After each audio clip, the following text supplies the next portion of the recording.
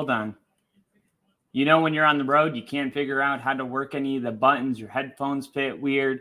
You just feel like you're not in the right spot. I don't know. Maybe it's just me. I'm going to hit the intro.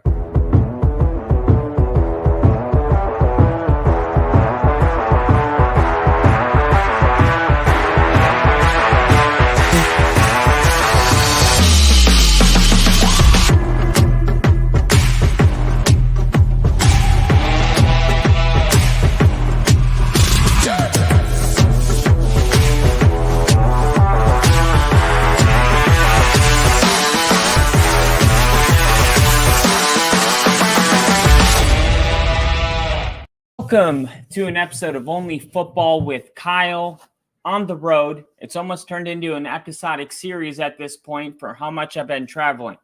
Last week, I was in Florida for the entire week, and we still went live. We had the draft. Then on Saturday, I flew home to get to the last part of the draft, and then Sunday, I hung out a little bit, and then Monday, I had to fly to California. So I'm on the opposite side of the globe, well, the United States. I'm a very dramatic person, but I'm in California right now, and tomorrow, I'm going to be releasing a short because there's something really cool. The place that I'm staying at, oddly enough, is the same place that the Dallas Cowboys practice every summer. In the lobby, there's jerseys that say 18, 19, 20, 21, 22. And I was trying to figure out who are these numbers. So I asked somebody and they were like, no, that's the Dallas Cowboys. Well, I'm in Oxnard, California. And the last name just says Oxnard. And they were like, they gave that to us because, we allowed them to stay here as a parting gift. And they've been running it back now for 5 years. So it's pretty cool. I would have imagined something a little bit nicer, like a Four Seasons or something. But I also can respect that the Cowboys probably want to kind of fly under the radar and focus on football. I'm telling you, the football field is right. I mean, there's like a lot of different houses where I'm staying. And like it's one of those where it's all outdoor with different houses. And I'm staying about as far away from the main entrance where you would check in as you can get. So the football field's actually right when I open my door, I can see the football field. And man, I was looking at it today and I was like, something just doesn't make sense about this because the field, it doesn't look like impossible, but it looks pretty bad. It doesn't look like a professional NFL team is about to fly in and start doing drills. I couldn't imagine Tony Pollard running a football on this field. There's nothing wrong with it. When you think of professional NFL teams, like if you told me the Bengals were practicing on that field, I could get behind that. But this is the Dallas Cowboys. Did you see Hard Knocks with the Cowboys? You see the kind of place that they're staying in? It's so nice. Why are they staying here is my question. Yes, it's California. The weather is nice, but the field just looks a little bit run down. Anyway, that's a total side rant. Let's get into it. Here we go. Today, Randall Cobb became a Green Bay Packer. And if you guys are a Green Bay Packer fan, then you probably like this. Not because he won't be in Green Bay, but because look, it's hard to put it into words what I'm trying to say, but it's like when somebody is so close to a player for so long, like the Packers fan base feels about Aaron Rodgers, you wish him well when he goes, right? Nobody in Indianapolis was like, I hope Peyton sucks in Denver. Nobody that I've ever talked to. And if there is somebody out there, he's probably a douchebag. Let's just be real. Okay. So I think a lot of people were like, he's getting Randall Cobb. Good for him. He got his buddy, right?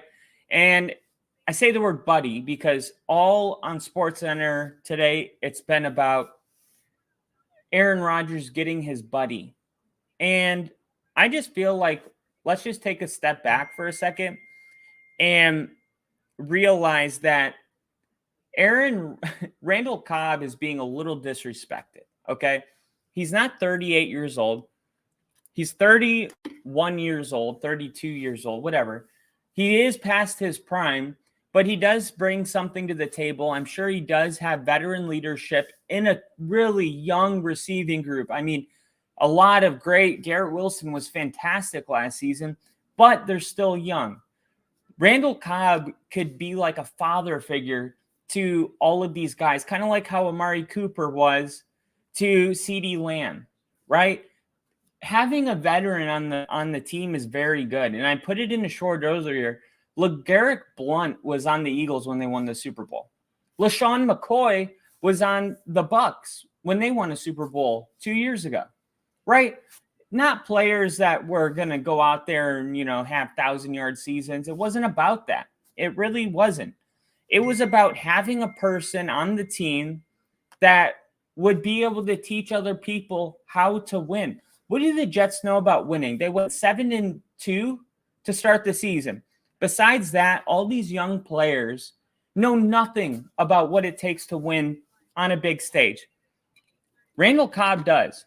He also knows what it's like to lose in the first round of the playoffs, unfortunately. But I just feel like people, and I've noticed this about the world today, is that people will say something.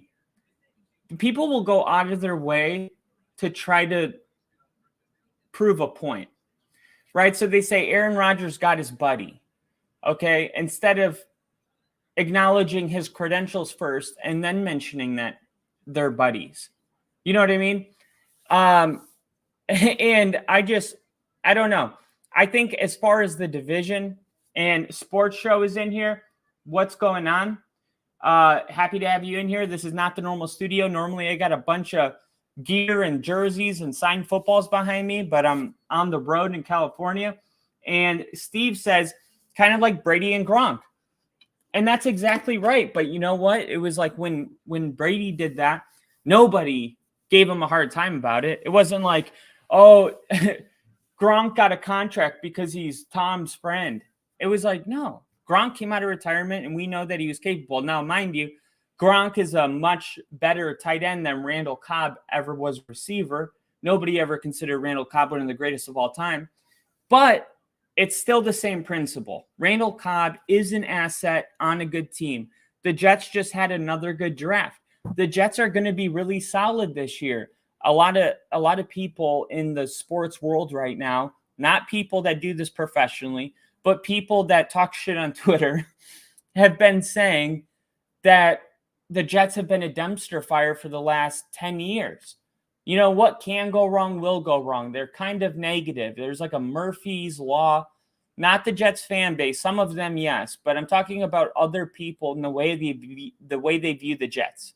Okay. And I'm here to say that the Jets went 7-2 with Zach Wilson.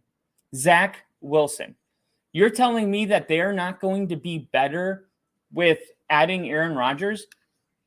Look, I have my problem with Aaron Rodgers. A lot of people have problems, with Aaron Rodgers. I actually don't have a problem with Aaron Rodgers, but some people do. But that doesn't change the fact that he is a very, very solid quarterback. And you could make an argument that he's only played on a defense as good as the one he's on now in 2010. And that happens to be the year they won the Super Bowl and beat the Steelers. So when you go through that division, okay, I feel like the Bills have to be the favorite. I would love to be so high on the Jets that I just boldly take them from the beginning. But, I think it's going to be really close. The Bills did lose their defensive coordinator. He's sitting out a season. I don't know how that's going to affect the team. But, Josh Allen's there. Stephon Diggs is there. They got a solid team that's going to be angry. Nobody wants to play an angry team in the playoffs. Who said that? They were talking about the Nuggets. It was Peyton Manning. He said that on the Pat McAfee show yesterday. He was leaving Disney World with one of the famous announcers. I think it was Phil Simms. And he was mentioning he went to Disney World with Phil Simms. And they were like, why? And he was like, because Phil Simms won the Super Bowl and he got paid money to say I'm going to Disney. but he never actually went to Disney. So he was like, I wanted to take him to Disney. Peyton Manning, man, all-time guy. Freaking love him. But anyway, he was saying that the Denver Nuggets in the playoffs right now, he's like, they're just tough. And they're playing angry. Nobody wants to play an angry team in the playoffs. So I'm already looking out for teams that are going to be angry, okay? Especially teams that made a couple adjustments where they were weak. For instance, the Chargers might be angry because they were up 28-0, but they have the same head coach. So I don't really, I don't know how much that's going to help them. But you look at the way that the Jaguars exited the playoffs, I see them being back into that position with a chance to win. You look at the Bengals, okay? Look at the Chiefs. By the way, I'm going to hit this comment, and then I have some Chiefs news for you. Steve said it's going to be helpful since Cobb knows Rodgers, and he'll provide huge help to the other wide receivers, letting them know what Rodgers likes, dislikes, tendencies, etc. Exactly. And I hate that I didn't say that myself, because that is such a great point, and I should have said it, because when you're a new guy going to a new team, right, there's so much change happening. Even when Brady went to Tampa, you saw it wasn't until around week 8 that he started to settle down, and we saw the offense kind of start to work.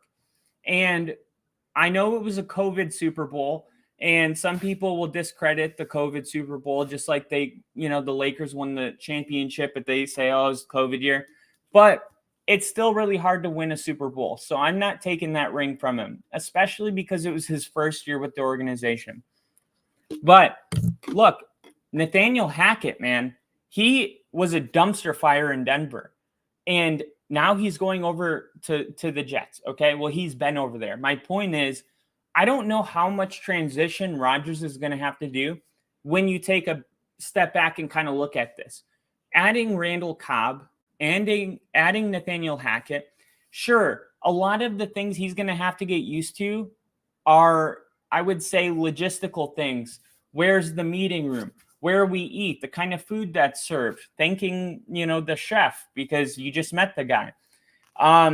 And I think it might be fun and exciting. This might be the boost that Rodgers needs in his career to take him over the edge. It's very possible. Have you ever been just doing something in life for so long that it becomes kind of monotonous, mundane, like you just kind of go through the motions? Going somewhere new and having entirely a new sector of the United States put you up on billboards, not to mention that the market in New York is going to be way different than the market in Green Bay, okay? I just think that Rodgers is kind of having probably a moment where he is appreciating a whole new group of people, that really are believing in him to win a Super Bowl. And I think that will give you a boost at 39 years old. He's getting older. And when you get older, man, you'll do anything to get an edge. And you see people take testosterone, HGH, injections, whatever it takes, man. People want to get that boost. You see people get divorced and get young girlfriends. People do things like this because, well, I don't know why people do that. I don't condone divorcing your wife and getting a new young girlfriend, but I do think that people are always looking for something to give them an edge once they reach the age where their testosterone starts dropping. The young kids on the block, obviously Rodgers can't do the things Mahomes can do. They actually did a study where if you put men around a bunch of other men, your testosterone actually raises to match the people in the room, right? And I just think Rodgers, that could be a metaphor for him going to a brand new environment and just kind of give him that one last push. I don't know if he's going to play after this year. I doubt it, okay? This is kind of like a one-year thing, and we're gonna find out if Rodgers can retire a Super Bowl champion. That would be huge for his legacy. But we cannot forget Miami's in this division too. You look at Miami, they added Bradley Chubb last year. They were in the playoffs battling with a third string quarterback. Okay. They didn't even have Teddy Bridgewater for the playoff game. They added Devon Chain in the draft.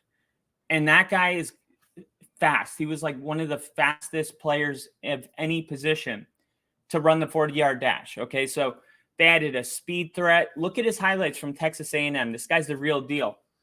Robert is in the chat. He says, I love watching you do your thing. I'm only here for a minute. But the other 3 guys watching, hit the thumbs up. Let's help with the algorithm. Small creators deserve our support. Thank you. Thank you, Robert. And I said it already, but I'll say it again. This is not my normal studio. So if you're new in here, normally I have a lot of cool shit behind me, not just an empty space, but I appreciate you guys joining in here anyway. But Miami, you can make an argument that they're going to be tough.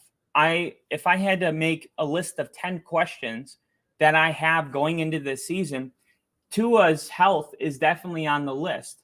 And I could give you a rough kind of question list right now. Is Lamar worth the money they paid him? That needs to be proven. Is Tua going to be able to stay healthy? Definitely needs to be proven. I feel like the 49ers are at a point where they have to win a Super Bowl. Okay. They have so much talent on that team. So Brock Purdy got injured, so we don't know what would have happened. But it's one of those rosters that they're in a window right now, especially adding CMC and stuff, where they're not going to be able to pay these guys when the contract comes up again. And that may be why they drafted a tight end in the 6th round and George Kittle's replacement potentially. So I wonder about that. I'm wondering if Trey Lance is going to be utilized at all this season. I'm wondering about the DeMeco Ryans hire. How is that going to work out for the Houston Texans?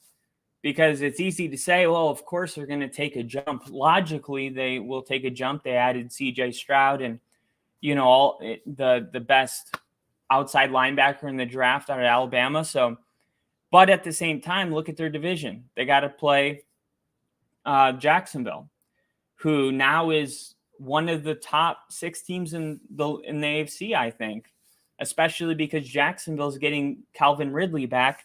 And Calvin Ridley, people know about Calvin Ridley, but if you forgot how good Calvin Ridley is, I think he's going to remind a lot of people this season. And by the way, I made a short on YouTube because I don't know if people know this. They know the schedule release comes out and you get dates of who your team's playing. But there's actually an opponent list that is released where you can see everybody you're going to play. They can flex like a game, I think only one, but who you're playing. And Carolina's playing Houston. So we are going to have the CJ Stroud, Bryce Young game next year. That, to me, is a really exciting game. I think they're going to do it early in the season around week 2. But yeah, so anyway, one of the big questions that I have is Tua going to be able to stay healthy? If he is able to stay healthy, I have a lot of faith in Mike McDaniel. From what I saw last year, I think he's going to be really good. And before I continue, I'm going to read this comment from Steve. He says, the Tua situation scares me. I'm afraid I'll see the second player in history to die in the field next season with him. I mean, technically we did this season, but he was revived. Wow. And, a lot of people were worried about that. And we saw Tua in the press conference. He said he sat down with his family and they had the same concerns, but ultimately his exact words were, my body, my choice. I want to play. And he wanted to play because he said, I want to play long enough for my son to realize what he's watching when he's watching an NFL game on TV. And as a father, I can understand part of that. But at the same time, if the best ability is availability, you want to stay healthy. So yeah, I really hope that Tua is going to be able to stay healthy this year.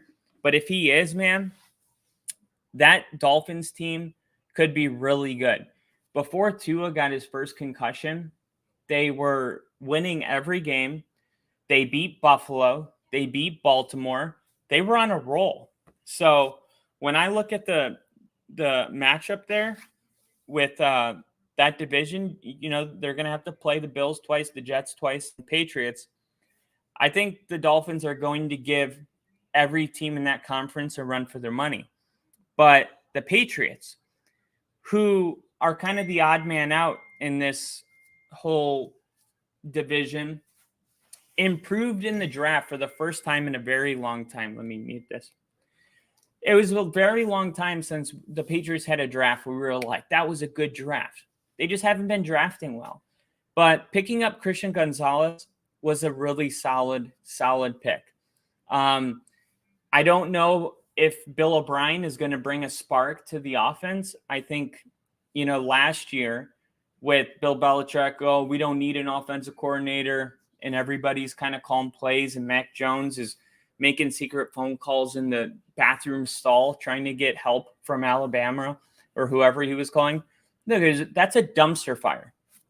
And if anybody was running that ship besides Bill Belichick, he would have been fired. So I have questions about the Patriots, and I've talked to the Patriot fan base, and I have an interview with Rusty on Interview 32, and he said Patriots fans mostly agree that if the Patriots have a season next year, well, technically this year, like they did last year, they want Bill out.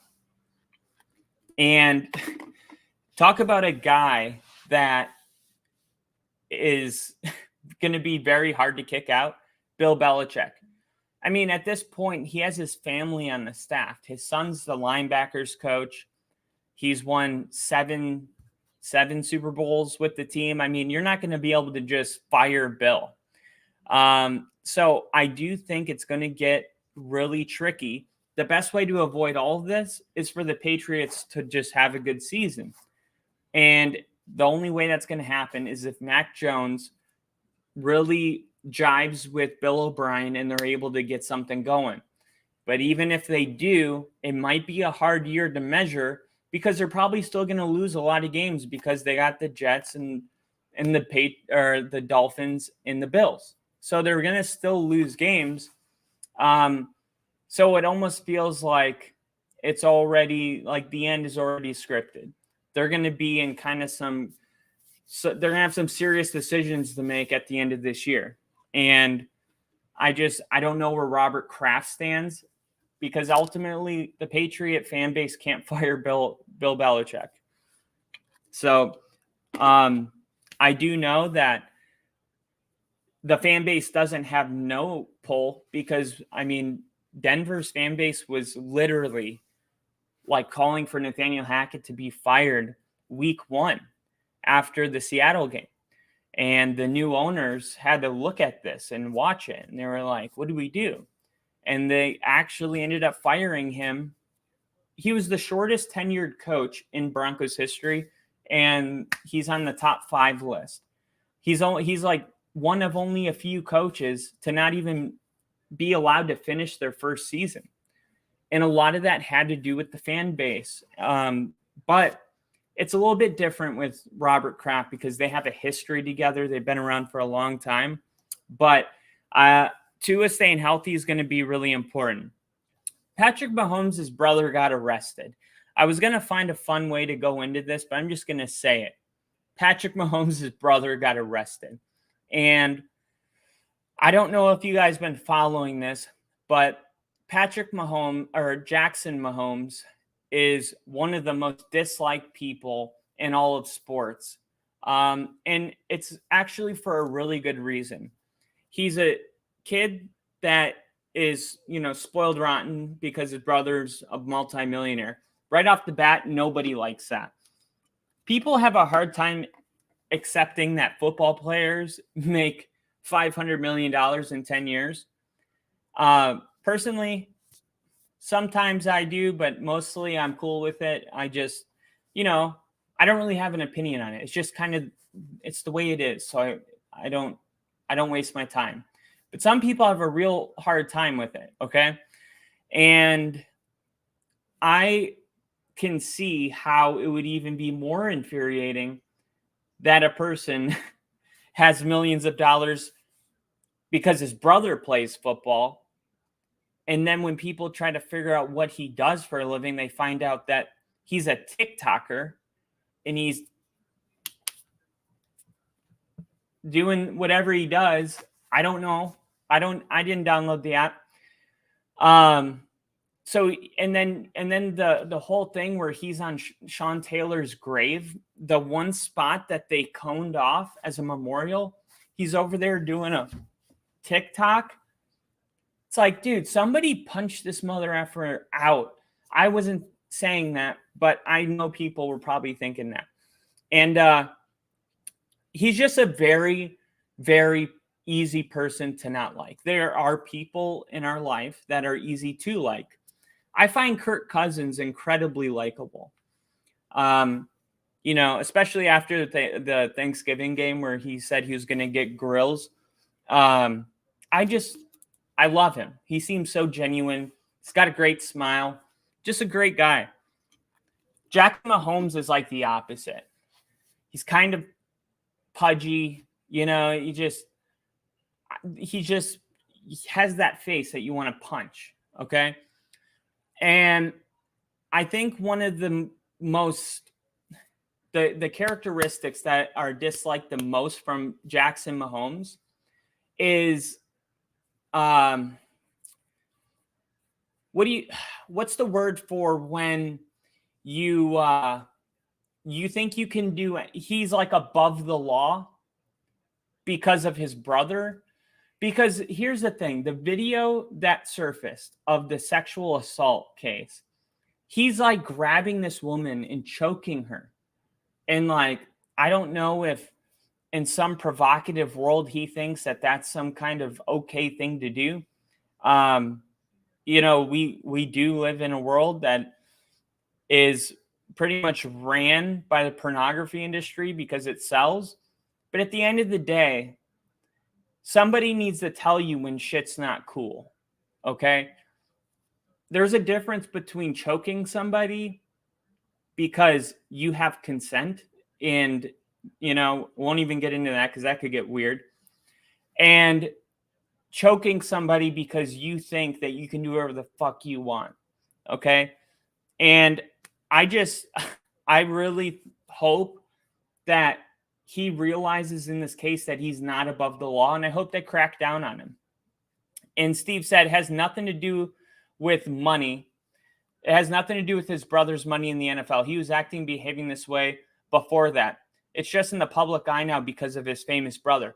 Well, a lot of kids act like this because it's a TikTok generation. But there's no way, and I'm not throwing cold water on what you said. I'm just saying there's no way that the money could have helped his attitude.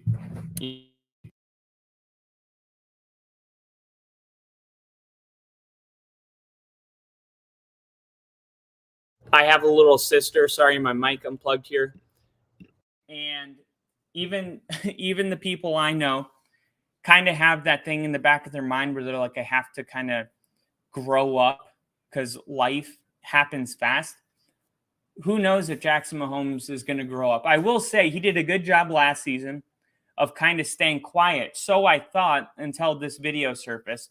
Robert is saying that he has shitty parents, and not all bad kids have shitty parents.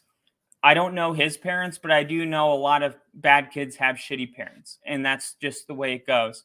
So, look, personally, I think that this is going to help Patrick Mahomes because Jackson Mahomes was a huge distraction. Even his wife was a big distraction. She's pouring champagne on the fans. I don't know if you saw that video after they won the AFC Championship game. She's like dumping champagne on like the other fans. It's just like the stuff that it's just grow up. That's pretty much it. You could sum it all up with. Everybody needs to grow up. Besides Mahomes, he's awesome. And that's coming from a guy that is, his biggest rival. And I think he comes across as a great guy really likable. He does the right things. He says the right things. He's a leader on the field. I like Mahomes a lot. His family, I can't stand them. They're just toxic people. That's what they seem like. So we're going to find out I would think if this is happening in Kansas City, that he's going to get the Mahomes treatment and maybe get 3 months of probation or whatever the hell it's going to be. But this has got to be kind of an eye-opening experience for him. I hope. Otherwise, we're going to hear about this guy a lot more. But I do think it'll help. A lot of people don't know Andy Reid's brother got in an accident, drinking and driving, leaving the Chiefs facility in 2020. So that was the COVID year, and that was the COVID Super Bowl. And in that Super Bowl, the Chiefs kind of got their ass kicked to the Tampa Bay Bucks. So my prediction is that the Chiefs might go back to the Super Bowl, but they're going to lose bad. Okay? That's my fun early prediction. But in all seriousness, guys, that shit's not cool.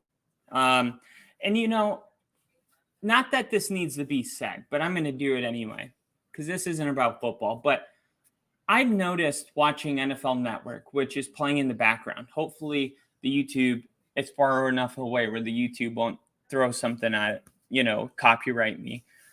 I've noticed that the commercials on NFL Network, I understand the NFL is a big business, but there's a commercial of a girl making drinks. Like this guy comes up behind her and like basically like putting his tongue in her ear. And it says like, this is not consent. This is sexual harassment. I just like wonder why these commercials even need to be there. I understand on a political format, you do have a responsibility to at least say where you stand. But at the same time, it's like, look, we know that. We know that shit's not cool. And the people that don't know that, I don't think they care. Or I feel like everybody knows that, but you have people that care and there's people that don't care. And I don't know if these commercials are like people watch this commercial and they're like, oh, yeah, I was going to be a pervert at work today, but now I'm not going to. And then I thought about it a little deeper and I was like, well, maybe, it'll be in their subconscious, or maybe somebody will see it at the bar because they saw it on the commercial and they'll go say something. Look, I hope it does good. I really do. But I just have a lot of like, it's like every commercial is like some kind of PR. It's like Jewish hate. And then it goes on to this and this and this. I'm like, we all know how to be a good person. The people that don't want to be a good person. They're not going to change because of commercials. They need to have some kind of revelation that is deeper than what cable television provides. But with that said, I really hope that it does good. I just find it funny. Like, I'm here to watch football and it's just, PR after PR after PR. It feels like you're at one of those work meetings where once a year you have to do, suicide awareness and sexual harassment. You're just going down the list. That's literally what the cable NFL networks turned into. Robert says he'll pay his way out of trouble. Rich people always do. Look at Alec Baldwin. Bill in the chat, what's going on? Glad to have you in here, Bill. And then Steve said, we've gotten too far away from following through with consequences for people's actions. And we've gotten too far away from following through with consequences from people's actions. Yes, I agree. And wow, that really just is running circles around my head right now. Robert said, can I hit the thumbs up more than once? Thank you for speaking what we were all thinking. And Robert, thank you for, I'm just happy that people just twist the things you say, you know what I mean? So I'm happy it was received well. I really do mean well. And, you just have to be careful these days because The bigger our audience gets, the more, I would want to believe that I would always, talk freely. But naturally, the bigger the audience is, the more there will be opportunities for people to take things the wrong way. But me personally, they don't belong in this channel then. So I don't really care. But at the same time, we're a channel trying to grow. So CD Lamb on Future with the Cowboys said, I don't see myself really wearing any other jersey. He just had his 5th-year option picked up along with Jerry Jeudy. Jerry Jeudy was potentially going to be shopped. I don't know if you guys heard about the whole Cortland Sutton, Jerry Jeudy, Sean Payton came in, and I think what he wanted is a first-round pick. So, they went on the trade blocks, and then, Cortland Sutton and Jerry Jeudy found out about it. So then Sean Payton called Mike Kliss, who runs the Denver media, and told him to release an article basically saying that we have no intentions in trading Jerry Jeudy or Cortland Sutton. We all know that they did, but you just want them to feel like Sean wants them there, okay? So this is kind of the 5th-year option that Jerry Jeudy got, right? So it'll be interesting to see. It's amazing how fast time has flown by. I really didn't think that 5 years was already up. CD Lamb, Jerry Jeudy, feels like they were drafted like 3 years ago. But with that said, he says he wants to stay a Cowboy, and I think that they're going to end up paying him long term. I think that if the Cowboys weren't planning on paying CD Lamb, that Amari Cooper would still be on the team. And we're just going to have to wait and see. Ex-Bucks offensive tackle Donovan Smith is signing with the Chiefs, likely to fill the huge hole that what's his name is Orlando Brown is leaving, because Orlando Brown actually went to the enemy. He went to the Bengals, who's kind of the rivalry right now is alive and well. So he's a former Super Bowl champion, and it's a 1-year deal worth up to $9 million. So I think this is a depth piece, because they drafted some guys, and it's probably just one of those. They do have Jawan Taylor, who, look, Jawan Taylor was supposedly a really great pick. We got him from Miami, and he never played. I mean, he was hurt every year. We gave him like $80 million. He was like the highest paid offensive lineman at the time. This was 3 years ago. And then COVID happened, and he didn't play. And then the next year he was injured. And then the year after that he was injured, and Denver just cut him. They're like, look, we have to move on from you. We're just paying you to do nothing at this point. So the Chiefs getting Jawan, we'll see how that works out for them. But I could understand wanting depth in case there's some injury concerns with Donovan Smith. So that'll be pretty interesting. The Ravens signed cornerback Rock Ya-Sin to a 1-year deal worth up to $6 million. Ya-Sin's likely to jump into a starting spot opposite of Marlon Humphrey. The Ravens waited to the 5th round to address that area, and they drafted Stanford's Caillou Blue Kelly, number 157 overall. But those late round picks, you're not sure how it's going to work out. So the Raiders cornerback Rock Ya-Sin is now going to be at Baltimore, and probably at that number 2 spot. So the Ravens, look, this is the part of the NFL year where there were players that were not going to get signed because the draft was happening. And then after the draft, everybody kind of reassesses what they weren't able to get, and then they go back into that free agent market. Jadeveon Clowney is available. You still have what Austin Eckler is looking for a trade. Odell Beckham was one of the big ones that was signed. But there's plenty of talent out there, but some of the guys are just worth a lot of money. Um, I'm trying to remember the other guy's name there was a whole list I was reading yesterday and I'm drawing blank on it. Jadeveon Clowney, Rock Ya-Sin was number 2 available, and now he's gone. Dalton Reisner, our our guard, by the way, I met him, great guy. Met him at a preseason game. Kind of sad to see him go. I said Jadeveon Clowney, Yannick Njoku, Chris Wormley, Pona Ford, Marcus Peters. Marcus Peters turned 30, but he's coming off a torn ACL in 2020, and he recovered from that 2020 year really well. He can still lock down people.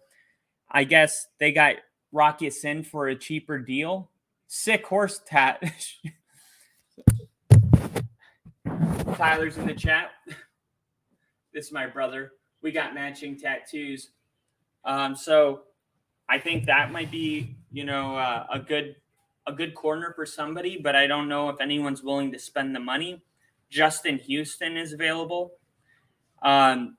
Justin Houston has 111.5 career sacks, which is the 4th most among all active players, only trailing Von Miller, Cameron Jordan, Chandler Jones. So 33 years old, this might be a good pickup. And I mentioned earlier about the Randall Cobb thing, about how people kind of like to have these veterans on the team to take them over the top. The year Denver won the Super Bowl, DeMarcus Ware came from Dallas to join our team. DeMarcus Ware was at the end of his career, but he actually helped Von Miller become a leader. Von Miller was just raw talent, didn't really have the leadership thing down. Spent 1 year with DeMarcus Ware. Ware gets his Super Bowl and retires. Von Miller becomes, one of the greatest linebackers in history. So, like I said, I can't stress enough how important these veterans are to have. So, yeah, there's not a ton of free agents available, but there are still some talent out there. And I had some sad news to report NFL-wise. I wanted to wait till, around now to mention it. Shaquille Griffith, Shaq Barrett was on that team when we had Von Miller, and we had so much talent. And when you win a Super Bowl, everybody's value is at its highest. So usually Super Bowl teams can't retain their players because everybody's value got super high. Okay. And it was just one of those deals with Shaquille Barrett that we just couldn't keep him on the team. He was nasty. He was really good. He went undrafted. Denver had such good luck with undrafted players. I mean, we had Philip Lindsay, we had Chris Harris Jr., Shaq Barrett, Shaquille Barrett. We had a long stretch where we kept getting really good free agents. Anyway, there was a story released. Shaquille Barrett ended up signing a big contract with the Bucks in 2019. The next year, he led the NFL in sacks. So it was one of those where we're like, oh, no, we got rid of the wrong guy.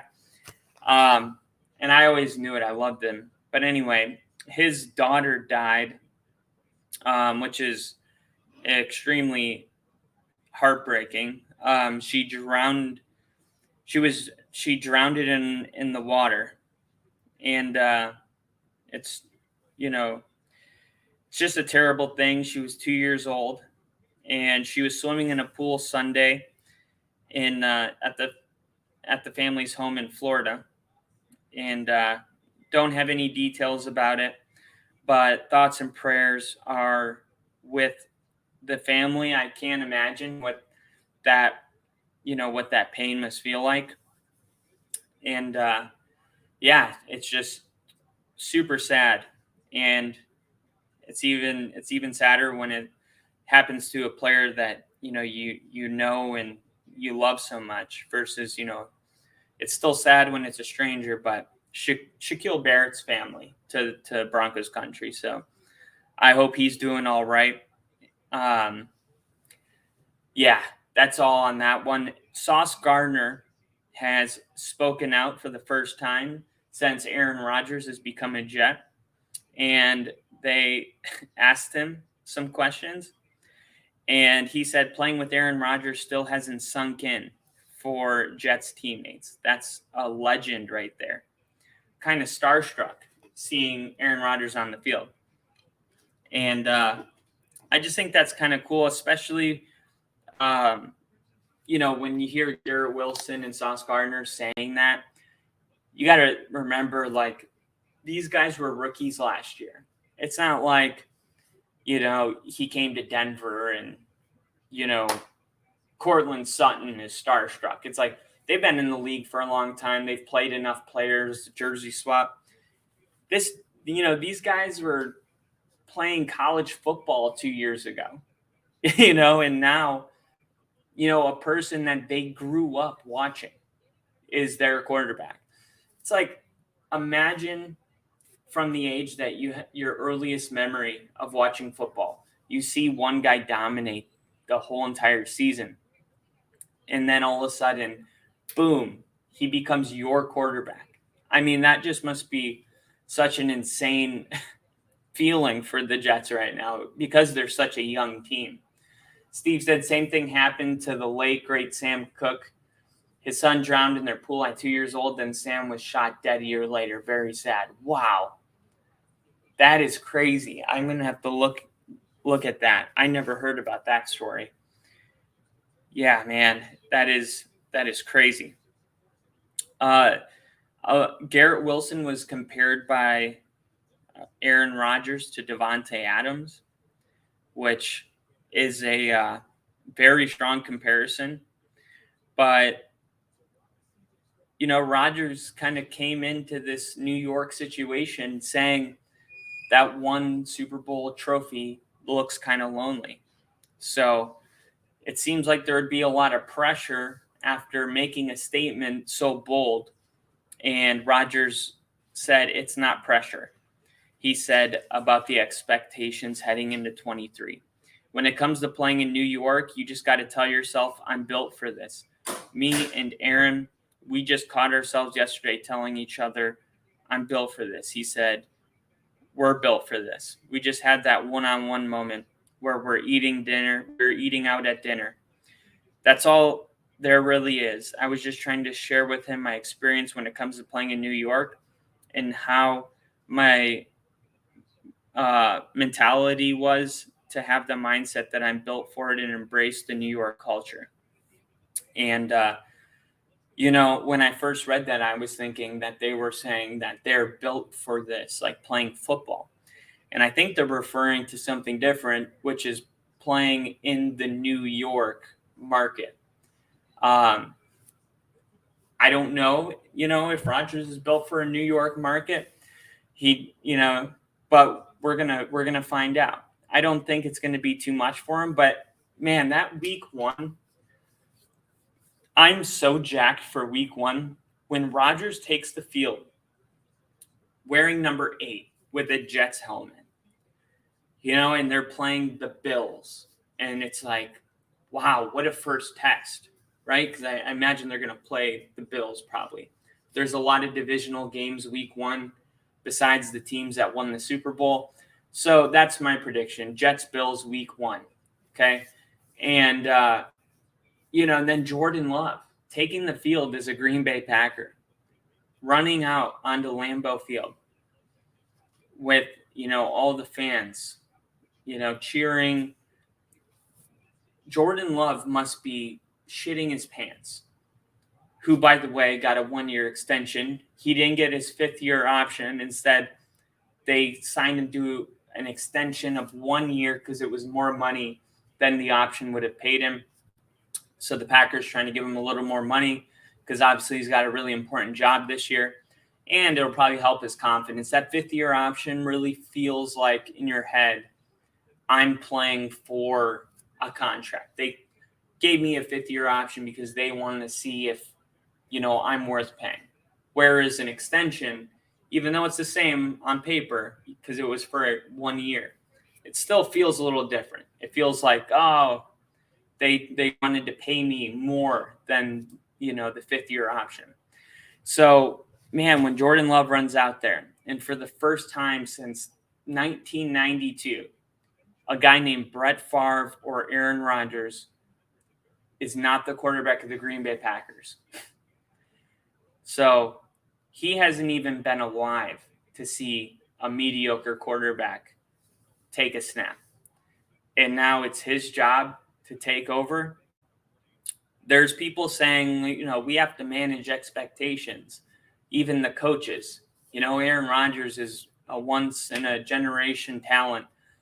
We have to manage our expectations. But it's easy for other people to say, we may be managing our expectations, as fans, spectators, commentators, coaches. But Jordan Love knows where the bar is. He knows how big the shoes are that need to be filled. And it doesn't matter how everyone else views it.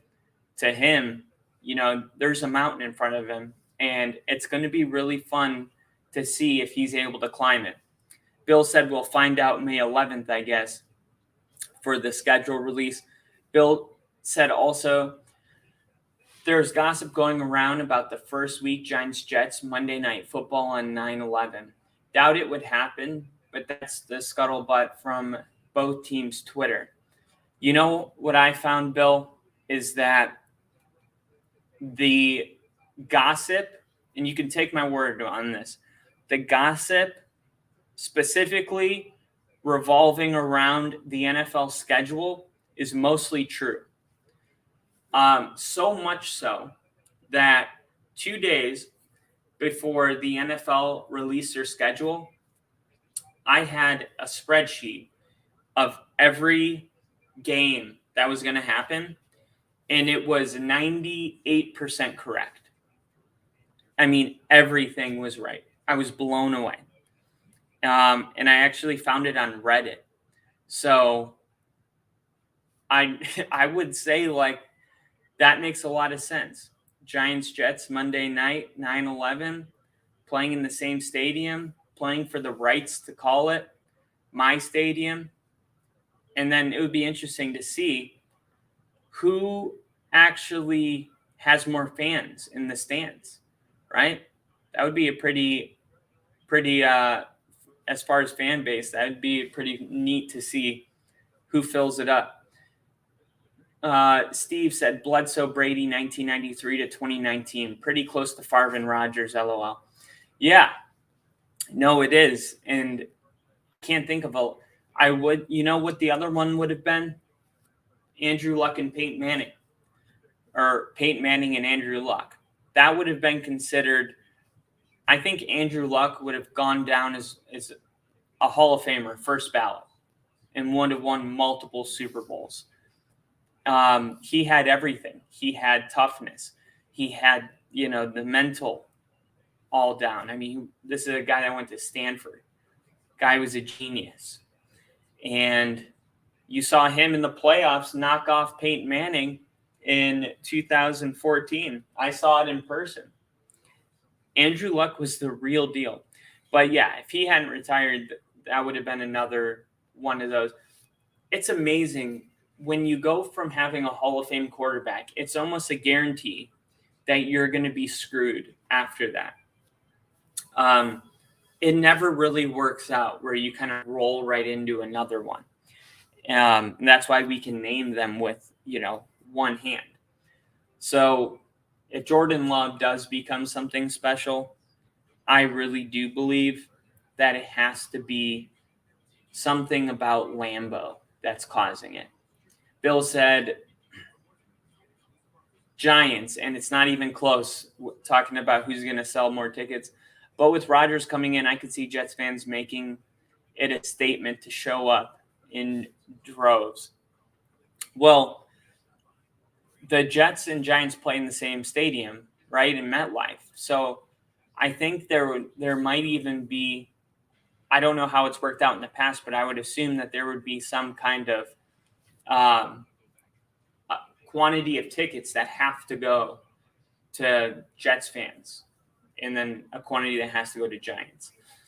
In New Orleans, they don't even sell they won't sell tickets to you if you're cheering for the visiting team. I found that out, and I thought that was insane. Or it was like they'll only sell 100 or 200 tickets. So that's why the Superdome is, such a good home field advantage. But, another good thing about having a lot of money is if you have the NFL app and you look at it, nowhere in the NFL news does it mention Jackson Mahomes being arrested.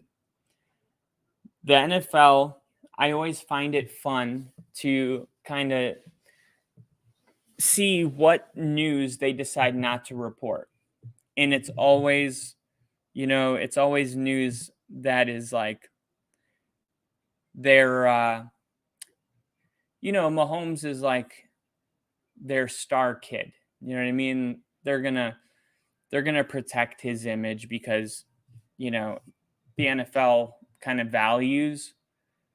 The NFL knows they make more money when people love Patrick Mahomes. And, that story doesn't make the family look good. So, for what it's worth, I thought it was funny that they didn't even, post it, not even like a little bit. And I mentioned when Tennessee was drafting that it was going to be interesting to see how Ryan Tannehill reacted to the quarterback, because when Malik Willis was drafted last year, we had a whole conversation about it when he said it's not my job to mentor him, and me and Rick were like, oh, that's kind of a dick thing to do. Well, when it comes to Will Levis this year, Ryan Tannehill spoke out. He said it feels a little bit like deja vu. He said we've been down this road before, so it's definitely a little bit of deja vu. Tannehill said Wednesday. Coach Mike Vrabel and general manager Rand Corthan make those choices. My job is to go out and try to win football games. He adds to the room, Tannehill said of Levis, obviously a talented guy coming off a great college career. So we'll see when I get to meet him here in a few weeks. Tannehill's future has been in question pretty much all offseason around Tennessee, even their fan base. The Titans kind of did their due diligence on all the quarterbacks in the draft this year. They interviewed all of them. We constantly were telling you guys, that CJ Stroud is interviewing with the Titans. And then we were even like, I don't know if it's necessary. He won't make it that far. But Tennessee was obviously considering moving up. But Tannehill said you can only control what you control, right? And he said, it doesn't really change my process. I like to believe that I'm giving my all every time I go out there and prep, whether it's in OTAs or week 15, getting ready to go win a game. You want to have a process about how you go about things. Take your job seriously each and every day, knowing that nothing is given to you and you got to go out there and earn everything. So that process doesn't change. And although, as far as Ryan Tannehill is concerned, he's kind of saying, oh, it's just like last year. There is something about this that is not like last year. Number one, the Titans aren't coming off a number one seed in the AFC. When they drafted Malik Willis, his job was pretty damn secure because the Titans were one of the, power teams in the AFC. They're coming off a really bad year where they didn't win a lot of games. They were injury depleted. They traded their best receiver to the Eagles in A.J. Brown. And Will Levis is way better than Malik Willis, even as a prospect. So I think, this is one of those things where he's saying all the right words, but if you're Tannehill and you're in Tannehill's camp, like the clock is ticking for Ryan Tannehill. And the other part about this that kind of sucks for Tannehill is that if the Titans were to move off of him, I don't think that there's another team that would be interested in Ryan Tannehill. Jimmy Garoppolo was able to find a home with the Raiders because of the Josh McDaniels ties, but it's very possible that Ryan Tannehill would become one of those guys that if he does get let go from the Titans, nobody else is really interested. Even though he's won and stuff like that, like kind of like Andy Dalton, he would have to become a backup. Steve said, I think Bills meaning Jets, New York 9/11. Get it? Jets, building, New York 9/11.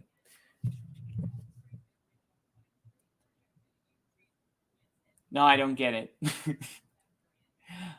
Can you help me before I wrap up? I'll be up all night trying to figure this out.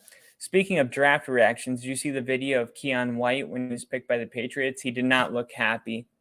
At best, you can say he was not overwhelmed. Wow. Well, I didn't see that one, but I did see one of the players that I really liked out of Kansas State, Deuce Vaughn, and I was mentioning him before he got picked because he's 5'5". He's a really tiny guy, and he works his ass off, and I was wondering where he's going to get drafted. And what I didn't know is that Deuce Vaughn's dad works on the coaching staff for the Cowboys. And when the Cowboys were going to draft Deuce Vaughn, his dad called him and he said, how would you like to go to work with me? And his dad's crying and, his kid's crying. It was just one of those amazing moments where you're like, God, I love sports. So definitely check out that video.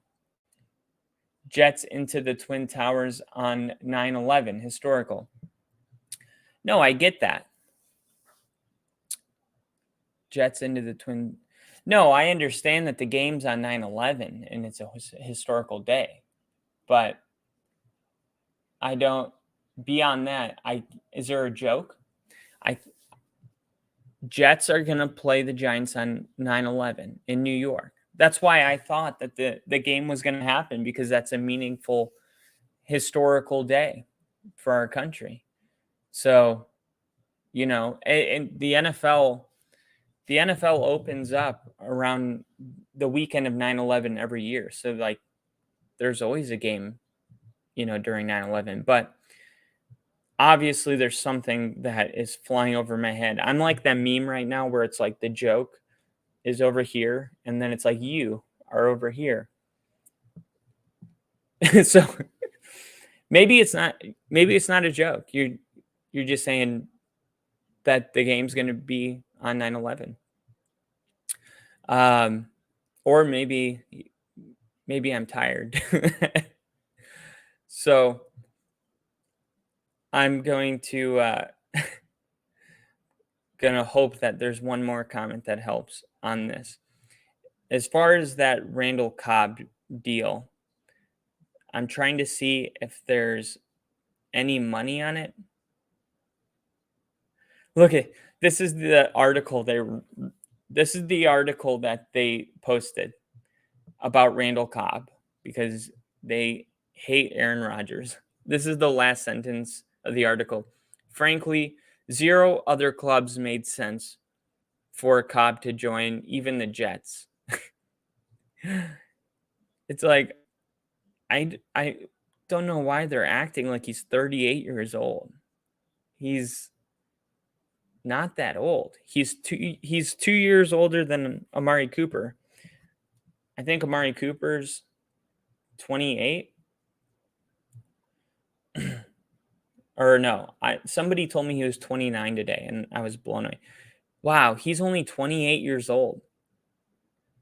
Oh, we're the same age. Why does Amari Cooper feel like he's been in the league for 12 years. In my opinion, it feels like that. Not a joke, just kind of a celebration of New York on 9/11, since something so bad happened on that day.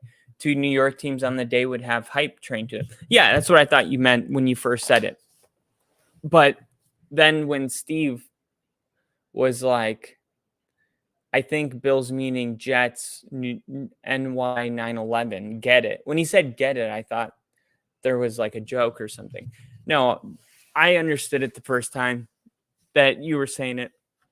And yeah, it'll be interesting. So as soon as I have like a secret source for this schedule release, I'm going to do like a private I'm going to do a private episode just for the schedule. And we'll see how close it is. Last year it was freaking spot on. So hopefully I'll be able to get the same reliable spreadsheet as I got last year. But we'll have to wait and see. And you know what? Maybe it's already available. I'll have to check. Last time it wasn't available until like 2 days before. I think the closer you get to the schedule release, the more accurate it is, versus now it would be probably a lot less accurate. But I'll take a look at it and see what it says.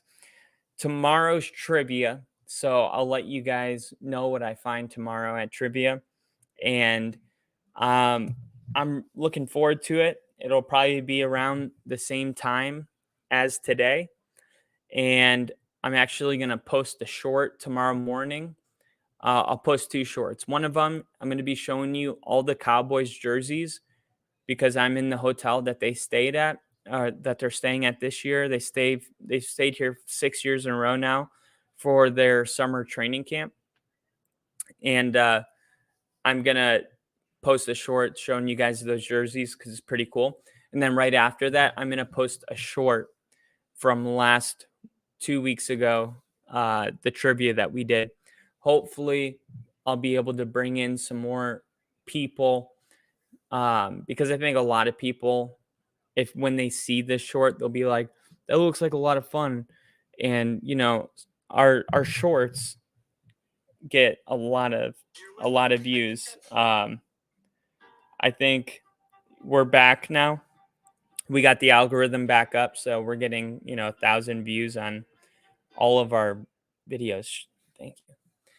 So I'll put that out in the morning. Steve said, no, not a joke. Just the fact that one team is named Jets. Oh, okay. There was a joke in there, Bill. Some may take it as disrespect on that date, but yes, should be celebrated, I think. That makes a lot more sense. Jets on 9/11 in New York. I mean, there was definitely something there, Bill. But all right, guys. You guys are awesome. Once again, I'm traveling right now. I'm going to be back, but it means a lot to me that you guys tune in, even when I'm not, in the studio with all the cool stuff behind me with the perfect lighting. I really appreciate it. Steve said at this time, you don't have to be in the hot tub with Zeke, giving you that odd grin again, just saying. I mean, I kind of want to be in a hot tub with Zeke. Is that weird to say? And by the way, there are rumors that Zeke might re-sign with the Cowboys. And if you guys are interested, there was an interview on Good Morning Football this morning with Emmitt Smith, and he was specifically talking about Zeke. And even funnier is that I was just in Pensacola, and I was in a cigar bar with my girlfriend, and my girlfriend's sister apparently was hitting on Emmitt Smith in the same cigar bar, and the bartenders were talking about it and stuff. So it was weird that he was on Good Morning Football this morning because I was just talking about him when I was in Pensacola like 3 days ago, and I didn't know that Emmitt Smith likes to get down and party, but I guess he does. Bill said more people would be fun. The wife and I are doing the UCLA runs for her treatment next 3 weeks, so my appearance will be spotty, but I'm here in spirit. Absolutely, Bill. Take care of your priorities. I respect that, and I hope everything goes well with that. You got my thoughts and prayers as always. And yeah, so I will see you guys tomorrow. Thanks for tuning in. And until then, go Broncos.